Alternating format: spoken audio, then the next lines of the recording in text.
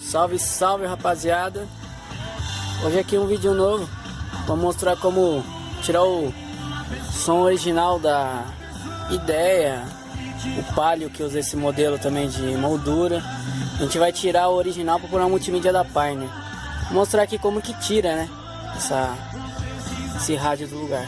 Primeiramente aqui, ó, já deixei tudo solto para ficar um pouco mais fácil. A gente tira essa tampa aqui, tá vendo? Tirando a tampa, aqui em cima já tá sem os parafusos, mas estão vendo aqui, ó, um parafuso Torx e outro parafuso Torx, certo? Normalmente para tirar, normalmente não, sempre tiro com essas espátulas aqui, ó, certo? Silicone, para não marcar as bordas do painel, nenhuma marcação.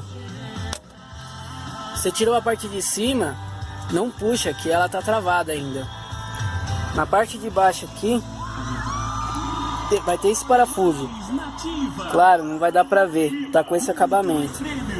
Você tira esse acabamento aqui, ó, vai aparecer também 2 parafusos Phillips.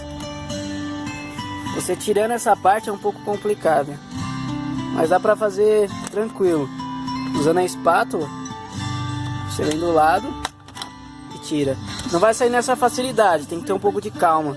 Eu já deixei solto porque as travas são bem chatinhas. Mas, só pra terminar o vídeo, que acabou cortando,